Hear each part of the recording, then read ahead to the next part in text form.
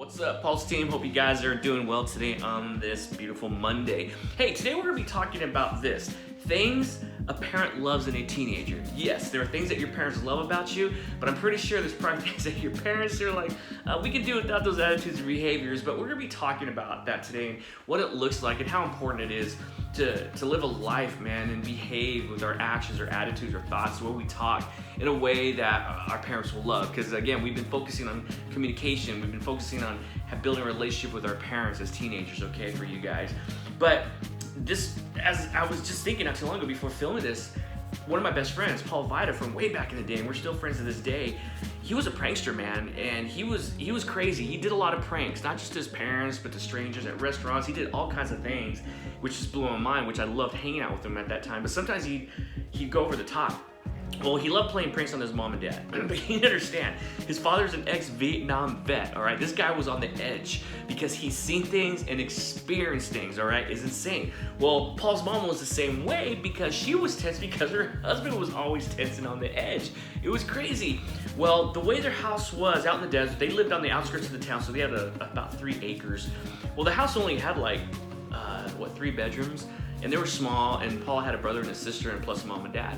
Well, the garage, they had a separate garage that was not detached. It was not attached, it was detached. And it was a garage, and then this open room area, which only had like a roof over it and a back wall. That's where the laundry was, and just in this open, there's no door. That's how a lot of houses were built back in the day in the desert. Well, then connected to that was a room. Well, the parents converted that room into like his own little studio suite. You know, he had his little kitchenette, he had his bathroom, he had his bed area, his TV, so it worked out really well. Well, the issue was that his mother had a tendency around 10:30 or at 11, she would come out, you know, and this is during like the school year and stuff, and she would come out and do the laundry, and it would drive him nuts. And so she'd come out of the kitchen door, the side door of the kitchen, walk over to the laundry area, and it's a dirt area. It's a desert, so the driveway, everything was dirt, so there's no concrete outside of walking out the door, and then you step it on the dirt. Well, Paul was getting fed up with it. He was getting sick of how loud she was. He's trying to do schoolwork, or even if he was watching TV, it just drove him nuts. So he came up with this idea.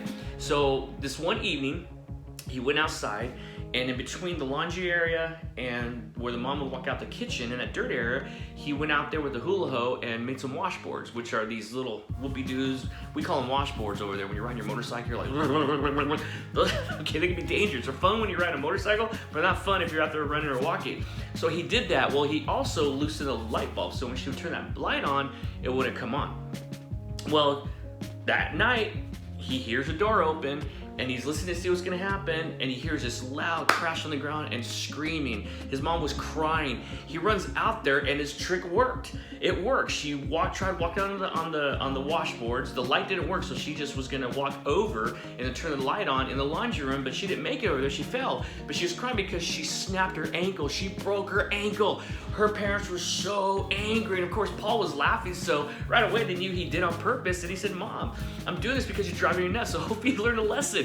You don't talk to your parents that way." So there's things that they did not love about Paul, even though they loved him, don't get me wrong, but that's not what you want to do to earn that trust or build a relationship with your parents. Now, the book of Proverbs tells us this, that a wise child will make one's father happy, but a foolish child will cause one's mother's grief.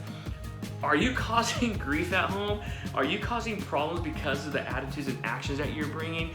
Because if so, man, have a change of heart, my friends. Listen, the actions and attitudes that you display at home have a major influence and impact on the happiness of your family and of your parents at home. Are you bringing to the table things that are making the family happier, that are making the household run better? Or are you bringing things to the table that are causing, man, just wedges, causing tensions and strain? That's something to really think about. So here I'm going to share with you 7 things that you can do to bring joy to your family. But it doesn't start just with that. It starts with your relationship with God. If your actions and attitude towards God are disrespectful and not honoring, you're gonna do the same thing at home with your family and with your parents, okay? So it all starts at home. If you wanna honor your parents, you wanna be obedient to them, you wanna be able to implement these 7 things into your life, You have to have a tight relationship with God. You have to have fully be in love with God and invest in God and allow Him to change you in order to do these things. So please understand that it starts with God first before you can even do these things, all right? Here we go. Number 1, do your chores without someone asking you to do them. You're like, oh no, he didn't. No, he just didn't go that route. Well, I did go the route because it's so true. Because as a parent, I can tell you straight up that this will cause tension. Not may, it will cause tension if as a parent we have to tell you and remind you to do your chores. It's crazy. You need to understand that as parents, we have chores for you, not so we can ruin your life or you can run to us on foot and hand and foot. No. We give you chores so we can prepare you and condition you to be a good worker. Taking the trash out, cleaning your bedroom, washing the dishes, doing the yard, cleaning them after the dog, or doing laundry. We do these things to teach you responsibility, to teach you accountability, but it's gonna prepare you so when you get a job, you're gonna listen to your authority and you're gonna complete the task. So it's important to understand that's why we bring chores to the table. Number 2, offer to help with something around the house that is not usually your responsibility. And that's what pride gets in the way. It's like, you know what? That certain thing wasn't done. Why should I do it? Why should I have to deal with the consequences if this person didn't do that? Well, things happen around home, especially if it's something your parents haven't been able to get to because they're busy raising your other brothers and sisters or they're both working. Take the initiative to go in there and do those things. Not only is it going to make your parents happy, it's going to make you happy, but this is also conditioning you to go the extra mile when you actually have a job. When you're going to school and college, it helps you to go that extra mile. So that one's so important. Number 3, okay? Think of a compliment you can give your mom and dad. Yes, I just went there. Give your mom and dad a compliment and please be honest and truthful. Don't lie to them or don't tell them they look great in that outfit when they look like a clown and you want them to go outside and be embarrassed. No, be honest with them and truthful with them because you love them. Compliment them, not just on the way they look, but how they're raising you, how you realize how they're working hard to give you a life, man. Let them know how much you appreciate them. Number 4, ask your parents if there's anything that you can do to improve your behavior. Yes, your behavior. And I know it's tough to say. I know it's gonna be a tough one because even myself, there's things that I can change in my life, so to go to a parent is kind of intimidating because you're gonna hear something from them. But it's called accountability. It's called trusting them because parents are gonna be honest with you. So you have to be ready to take that blow and they're gonna do it hopefully in a positive way because they love you and care about you. So that one's very important, my friends. Number 5, when asked to do something, don't procrastinate even for 1 minute, for 1 second. Go and do it right away. Again, there's nothing worse than procrastination. It's just like not doing your chores. As a parent, we don't like that, okay?